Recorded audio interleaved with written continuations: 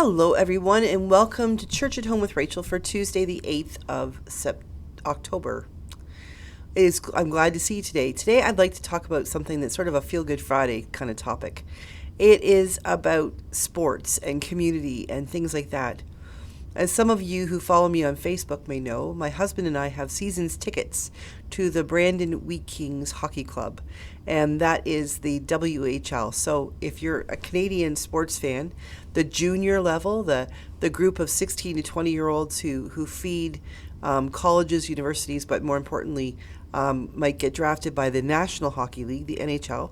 That's the level we're talking. So in Ontario, it's the OHL, the Ontario Hockey League.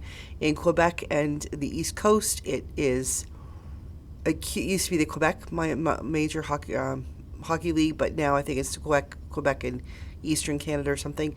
And in the West, from Manitoba West, it is the WHL, the Western Hockey League.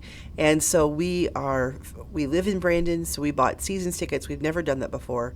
We have good seats to see right behind the bench. We're about 8 rows up from the home team bench, and we get to go see all the home games for the season. The regular season anyway, and it's great fun. And I've only missed one so far. I'll be missing one. I'll be missing several in the weeks to come because I will be away, off doing services, and I will be away for House of Bishops, and then I'll be in England for all of November, pretty much all of November. And so Rob will have the privilege of being able to take friends to the game without having to hang out with his wife, who shares her popcorn. I guess that's the biggest thing, is I'm willing to share my popcorn with them. But the best thing is it happened on Friday night, this past Friday night. We were at the game. There were 2 games this past weekend, and we were out Friday night, and just as the lights were down and they were talking about all the things happening, they do a great tribute to a land acknowledgement and a tribute to recognition of what happened with the residential schools in Canada and the need for truth and reconciliation. And they have a seat of healing, a chair of healing, which is an orange chair, orange for Orange Shirt Day. An orange chair is a seat in the rink that is never sold. No one ever gets to buy that ticket. And every game, it's highlighted during the opening ceremony, as a reminder to everyone that we are called to do work together for truth and reconciliation. Well, one of the other pieces that I found really fascinating on Friday night was the recognition that the community, the hockey community, is bigger than just the team. And there was a little guy who came out. He was the 7th player on the ice, so to speak, because, okay, if you don't know hockey, there's one goalie, there's a center, a left winger, and a right winger. They're forwards. They play up. They try to score the goals.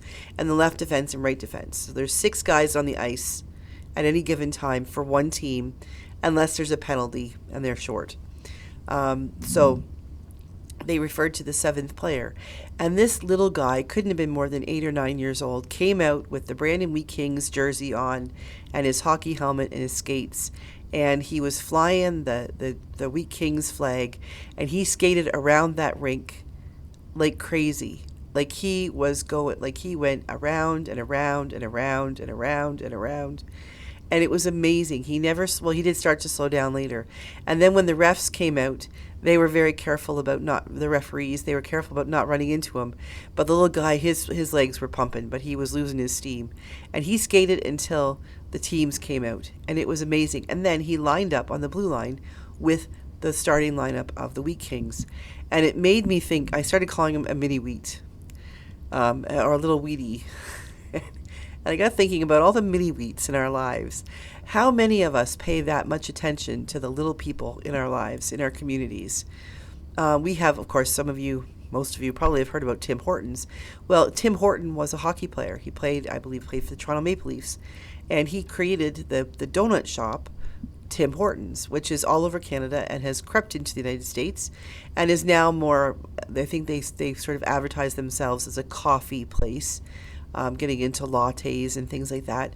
Fewer and fewer donuts and more weird things. I wish they'd go back to the days of donuts and counters you could sit at, and those are the good old days. I miss those days when it was that putrid yellow and brown color, and now it's all kind of a red and white and black. And anyway, I'm nostalgic today. But the Tim Hortons often sponsors sport in Canada anyway. Sponsors sports teams, children's sports teams, like soccer teams and hockey teams. I think probably baseball as well, and t-ball.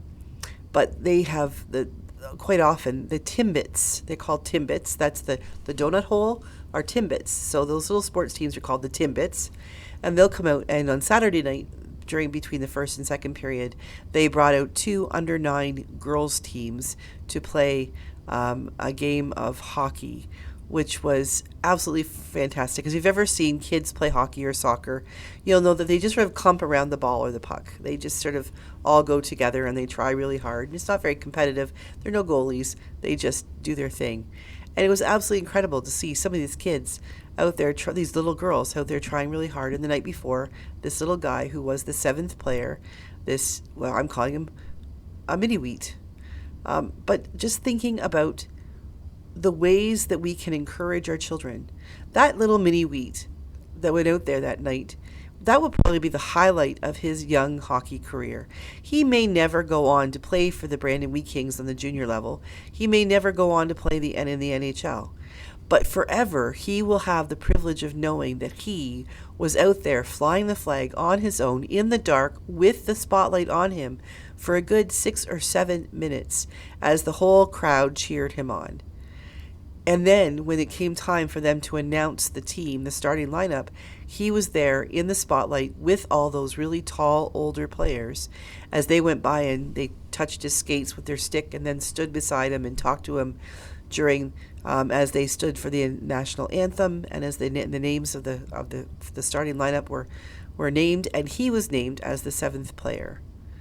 Think about the impact that will have on that little guy's life, his self-confidence, his sense of having a place in the world. We may think, it's just one little moment. But I'd like you to think back to one little moment you might have had when you were a kid, when someone highlighted you or gave you an opportunity to do something that you never believed you could have. That can change a child's world. The idea that you could be a mini wheat or a little wheatie, or you could be a timbit on the ice out there, or out on the field playing with your friends. It's not about the competition. It's not about being better than anybody else. It's about being recognized for who you are and invited to participate. I'm not getting in the topic about participation medals and things like that, but I am talking about the importance of being able to participate and how great it feels to be recognized when you do. That's important too. So to whatever, I don't know who he was, and even if I did, I wouldn't say his name because it's not my place to do so. He's just a little guy. But for the mini wheat from the Wheat Kings game on Friday night, God bless you, and thank you for reminding me that there are such things in life as sweet little tasties like mini wheats. Aren't they an awesome cereal?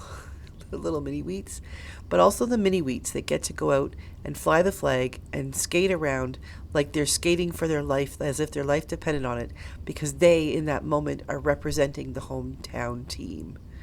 It's amazing.